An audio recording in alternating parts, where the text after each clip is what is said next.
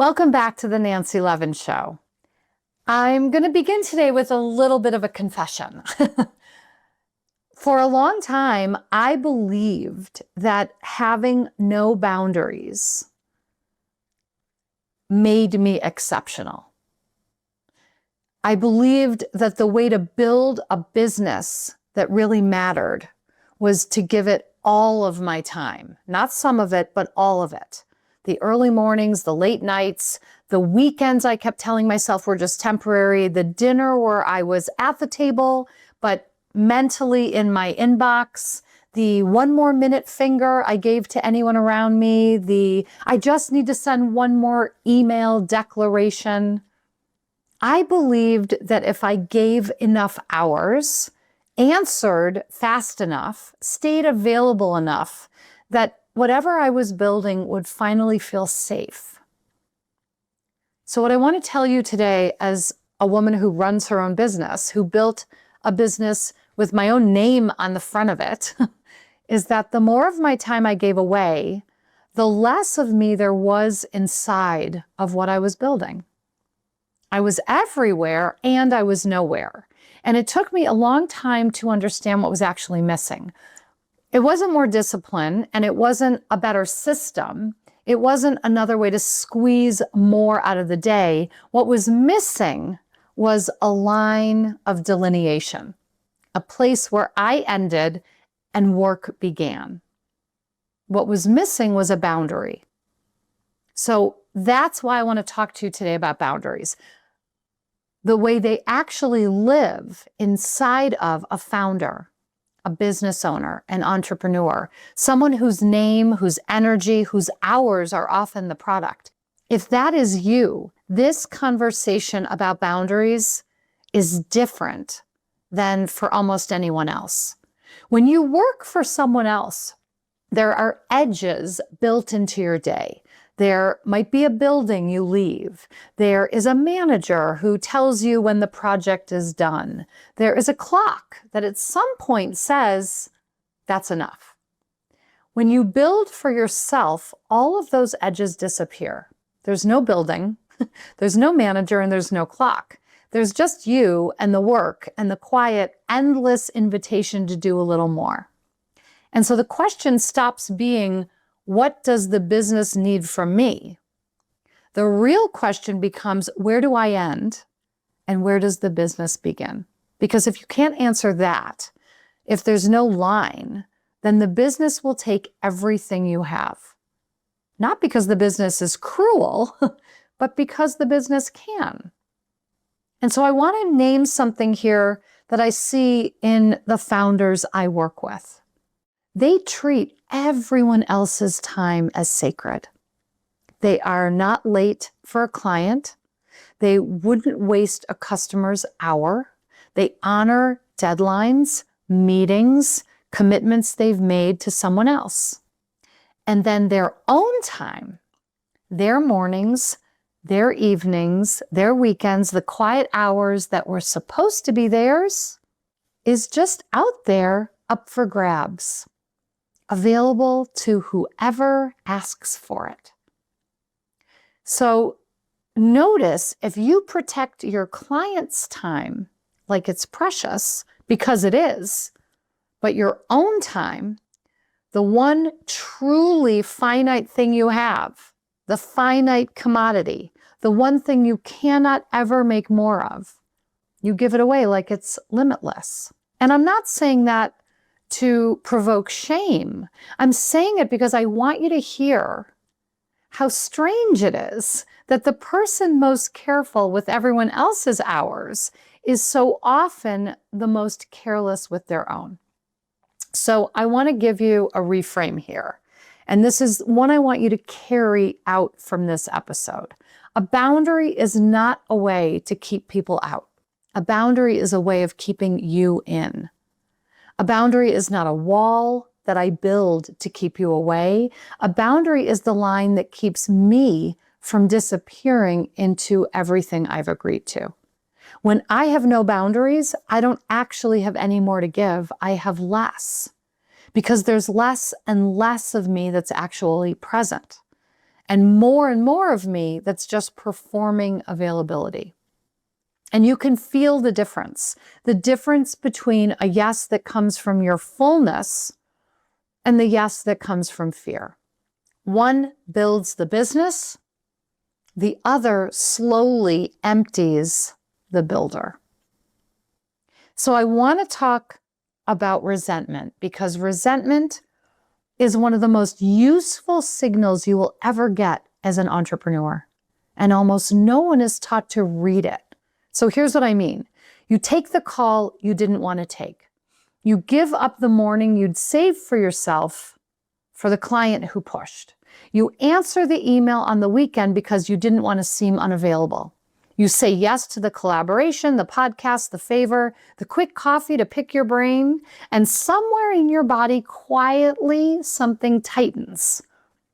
That tightening is not a character flaw. That tightening is data. It is information. Resentment is the residue of a boundary you needed and didn't set. And every time you feel it, your body is telling you there was a line and you stepped over it for them. Because here's what I've learned. We don't resent people for what they asked. We resent them for what we abandoned in order to give it. Because remember, if your boundary is being crossed, you crossed it. It's not someone else's responsibility to uphold, honor, or respect your boundary. It's yours. If someone calls you off hours and you answer, you have crossed that boundary, not them. So the next time resentment shows up, and in a business you own, it will, don't push it down. Get curious. Ask yourself, where was the line? And why did I find it so hard to honor myself in it? And now let's go a layer deeper. Because for most founders I work with, the trouble with boundaries isn't actually a skills problem. You know when you need to say no. The trouble is what saying no seems to cost you. And for a lot of us, and I'm including myself, somewhere along the way we made a quiet agreement that our worth was tied to our usefulness and our productivity. That we were loved, chosen, kept safe as long as we were doing and giving. As long as we were the one who could be counted on, the one who never let anyone down. And then we go ahead and build a business, which is to say we build an entire structure that runs on our usefulness. And then we set a trap. If my worth is tied to being useful, and I've built a machine that needs me to be endlessly useful, then a boundary doesn't just feel inconvenient. A boundary feels like a threat to my value. You think you're protecting the business. You're actually protecting an old idea of who you have to be in order to feel worthy. And we want to look at what's underneath.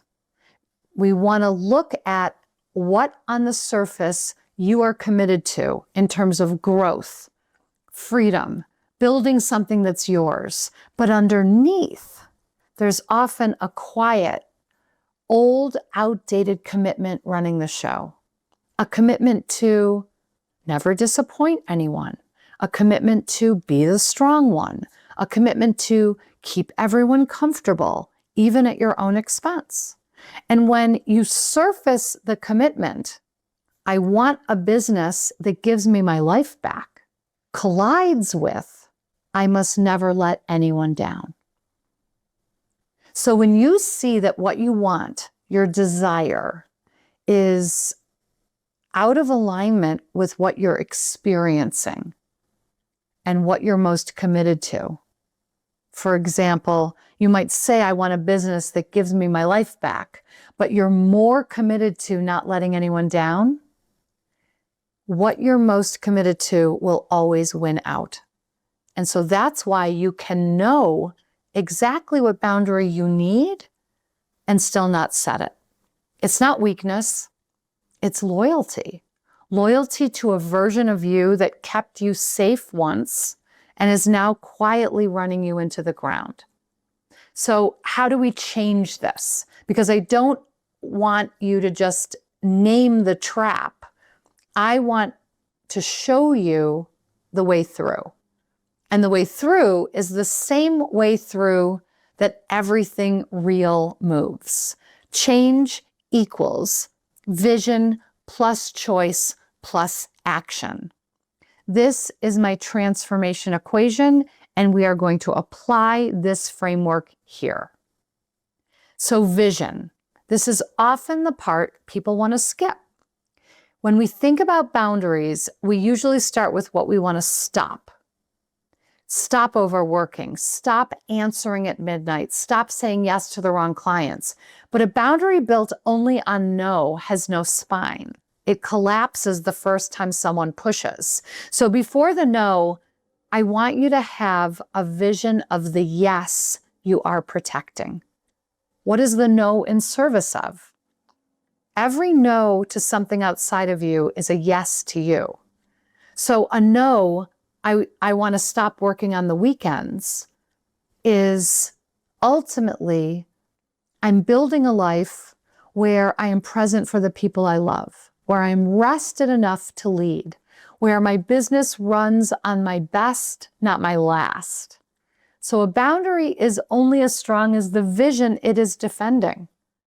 When you know what you are protecting, the no stops feeling like deprivation and starts feeling like devotion.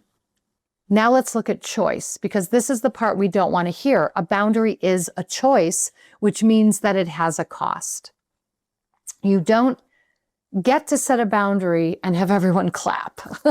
Someone might be disappointed. Someone might want to push back. Someone might have liked you better when you were endlessly available. And the moment you set that line, you will probably feel guilt. And I want to say something about guilt that I invite you to really take in. Guilt, for people like us, is not a sign that we have done anything wrong.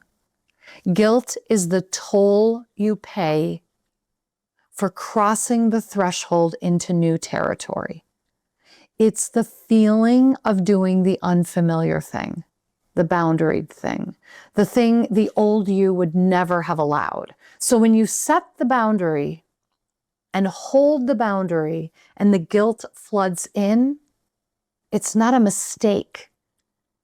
I want you to read it as I'm doing something I've never let myself do before. So that's not a failure. That's growth, wearing an uncomfortable costume. And the guilt is here to remind us that we are honoring ourselves. And then action, because vision and choice mean nothing until they meet the world, until the rubber hits the road. And you actually have to say or do the thing. Not someday, not when it's easier, not when the person seems more receptive. Not every boundary needs to be verbalized. But even if you don't say it to another soul, you have to make sure you are saying it to yourself. Because a boundary that's just trapped in your head without embodiment is simply a wish. So a boundary becomes real the moment you promise yourself, you commit to yourself, I won't take calls after 5. My minimum for that kind of work is X amount of dollars. I'm not able to take that project on. I will get back to you instead of an automatic yes. And here's the thing, you don't have to explain anything. You don't need a reason or an excuse. You don't need to apologize. You don't have to build a case for your own limits. The clearest boundaries are the ones with the fewest words, because every extra word is usually an attempt to manage the other person's feelings. And that managing everyone's feelings, is the exact habit the boundary is meant to free you from. So I want to give you a way to understand what's really happening when you set a boundary, because it isn't a single moment. It isn't one no or one hard conversation or one line drawn on a Tuesday. Setting a boundary is an act of reinvention. Let that be bigger than it sounds.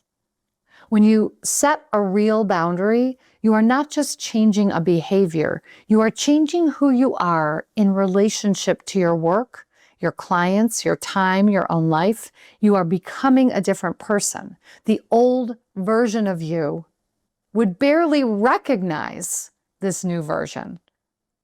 And reinvention is never the result of one decision. It's the result of many dimensions shifting all at once. So here's what I mean. A boundary doesn't just stand alone. It's woven into everything else that's changing within you. Because to set the boundary, you first have to believe you're worth protecting. That's your self-worth. And it has to be embodied before the boundary will hold. You have to be able to see your own value clearly enough to defend it.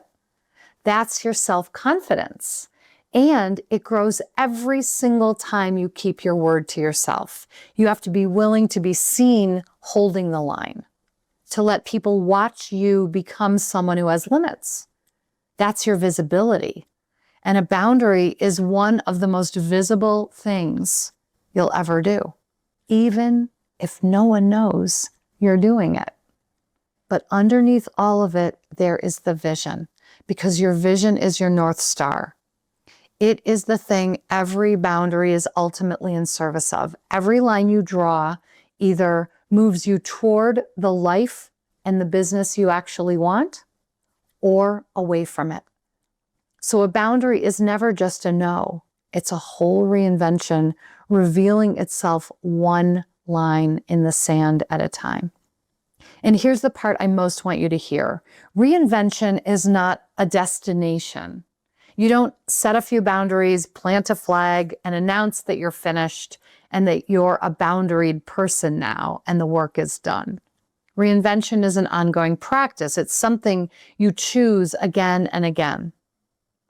The boundary you set this month will be tested next month by a new client, a new opportunity, a new version of the old fear, and you will get to choose again.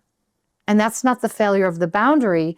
That's the practice being the practice.